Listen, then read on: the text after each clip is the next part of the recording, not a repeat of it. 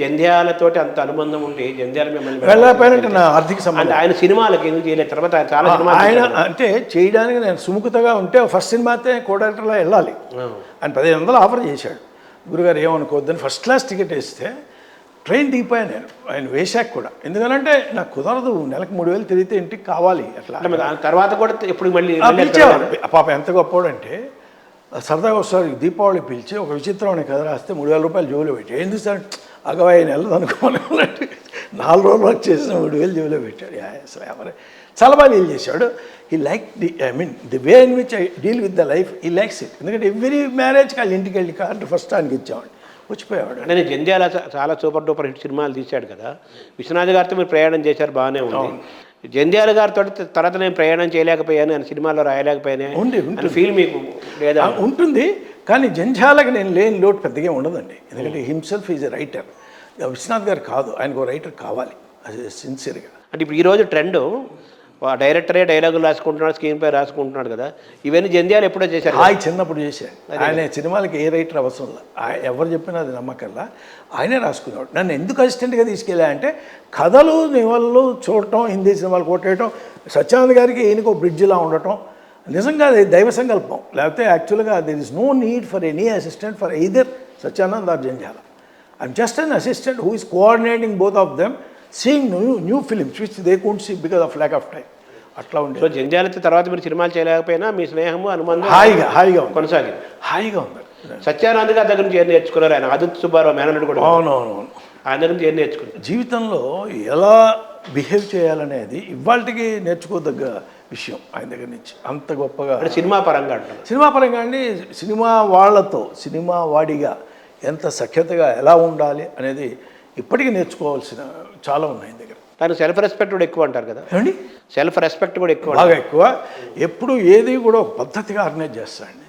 అంటే ఆయన సంపాదించుకున్నది 400 సినిమాలు చేశాడు ఇప్పటికీ, హయ్యెస్ట్. ఎప్పుడు ఏ ఇంటర్వ్యూ చేయడు, ఎవరి దగ్గర పోడు, చాలా లో ప్రొఫైల్ మెయింటైన్ చేస్తాడు. బట్ ఈజ్ డెఫినెట్లీ ఇవాళ కూడా సురేష్ ప్రొడక్షన్స్లో కానీ నాగార్జునకు కానీ ఏదైనా అవసరం వస్తే ఆయన చిరంజీవి గారు కానీ. ఇప్పుడు న్యాచురల్గా మనందరికీ తెలిసిన విషయమే, చిరంజీవి గారు అన్ని సినిమాలకి ఎవరో ఒకరు రావాలంటే సత్యానంద్ గారు మెయిన్ అగ్రపీఠం. అంటే సత్యానంద్ గారు చాలా ఏళ్ళు రాఘవేంద్రరావు ప్రతి సినిమాకి ఆయన ఉండేవాడు. చాలా. జంధ్యాల గారు ఎప్పుడైతే తప్పుకున్నారో సత్యానంద్ గారు వెంటనే వైడ్ ఫిలిప్ చేశారు. జస్టిస్ చౌదరి, కొండవీటి సింహం ఎన్నో ఆయనే వరుస పెట్టారు. ఇంకా అక్కడి నుంచి ఆగల. ఒక సినిమా రైటర్గా, స్క్రీన్ రైటర్గా, డైలాగ్ రైటర్గా, సినిమా పరంగా సత్యానంద్ గారు స్కిల్స్ ఎక్కడ ఉన్నాయి సార్? ఆయన screen play and convincing a scene with the director and he plays with that. ఇప్పుడు రామారావు గారికి కొండవీటి సింహం, జస్టిస్ చౌదరి తెలుగు, అడవిరాముడు మళ్ళీ జంధ్యాల, సత్యానంద్ కూడా ఉన్నారు. అడవిరాముడు, వేటగాడు, జంధ్యాల సోలో. కొండవీటి సింహం, జస్టిస్ చౌదరి సోలో, జంధ్యాల ఆమె సత్యానంద్ గారు. అలా ఆయన మెయిన్ మనం బిగినింగే చూసుంటాం. ఆమె జ్యోతి అనే సినిమా అద్భుతంగా రాశాడు అసలు. ఆమె కథ, జ్యోతి, 2 సినిమాలు కూడా బిగినింగే, అండ్ కెరీర్ బిగినింగే రాఘవేంద్రరావుతో 2 సినిమాలు సూపర్ హిట్స్ అయ్యి. సరే మాయిదాలు మరిగాలు మనకు తెలిసిందే. ఇవాళకి సత్యానంద్ గారి స్క్రీన్ ప్లే అనేది పర్టికులర్గా సురేష్ ప్రొడక్షన్స్ కానీ, నాగార్జున సినిమాలకు కానీ, అల్లరి రవి చేసే సినిమాలకు కానీ స్క్రీన్ ప్లే చేస్తుంటాడు. ఇవాళకి కూడా చేస్తున్నాడు. సత్యానంద్ గారు ఆదిత్య సుబ్బారావు గారు మేనల్లుడు. అవునండి. సో ఆదిత్య సుబ్బారావు గారి దగ్గర నుంచి ఆయన ఏమైనా అదే రెస్టారెంట్ కూడా కొంతకాలం చేశారు కదా. చేశారండి. ఆయన రావటమే ఆయన దగ్గరికే వచ్చారు. ఆయన దగ్గర చేసాక ఆయనే బ్రేక్ ఇచ్చారు. రవికళా మందిర్లో అది మాయదారి మల్లిగాడే ఆయన ఫస్ట్ సినిమా పేరు. సత్యానంద్ తొలిపరి సూపర్ డూపర్ హిట్ కదా, పెద్ద హిట్. కృష్ణ గారితో సినిమా అంటే ఇక పద్మాలయ వదల ఆయన కూడా చాలా కాలం చేశారు వాళ్ళకి. సో మీ సినిమా ప్రయాణంలో రాఘవేంద్రరావు గారి ప్లేస్ ఉంది, చాలా ప్లే ఉంది. ఎందుకంటే ఒక నిర్ణయం ఆయన తీసుకుని సత్యానంద్ జంధ్యాలను కలిపి కథలు చేయించాలి అనుకోకపోతే నా ఎంట్రీ లేదు. అజ్ఞాతంగా ఆయన ద్వారా దేవుడు ఆ పని చేయించాడు. అందువల్ల నా ఎంట్రీ, నాకు జంధ్యాలతో పరిచయం ఇలా కుదిరింది. సత్యానంద్, జంధ్యాల కలిసి నాకు నేర్పింది ఎక్కువ, నేను వాళ్ళకి చేసిన దానికన్నా. నాకు చాలా ఉపయోగపడ్డారు నిజంగా. విశ్వనాథ్ గారికి అన్ని సినిమాలు చేశారు కదా, మీకు ఛాలెంజ్ సవాళ్ళుగా అనిపించిన సినిమాలు ఎవరున్నాయి? సిరివెన్నెలండి. నిజంగా ఒక గుడ్డివాడు హీరో, మోగపిల్ల హీరోయిను. కానీ ఆ మోగపిల్ల వీడు ప్రేమించడు. అతని దృష్టిలో తనకి ప్రపంచాన్ని చూపించిన ఎయిర్ హోస్టెస్ మున్మున్ సింగ్ క్యారెక్టరే ఒక ప్రేయస్ అనగానే గొప్ప ఆరాధన, గౌరవం, ప్రేమ అన్నీ అమ్మాయి అంటే, జ్యోతి అంటే ఇష్టం, ప్రాణం. ఈ సమయంలో ఈ మోగపిల్ల ఇతనికి ఏమైనా రాసి చూపించగలదు కానీ మాట్లాడలేదు. అతను ఏది చదవలేడు, గుడ్డి. It's not a easy thing to develop romance between them and to convey what we want.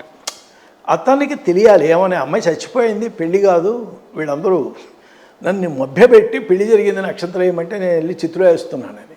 కానీ అతను ఎలా గ్రహించాడు, ఆ మ్యూజికల్ నోట్ బట్టి వాడు విషాదానికి వాయిస్తున్నాడా, సంతోషంగా వాయిస్తున్నాడా, ఆ పెళ్లి బాజా భజంత్రిలా చావు బాజాల అనేది గ్రహించాడు అన్నదే అద్భుతమైన ట్విస్ట్ ఆ సినిమా.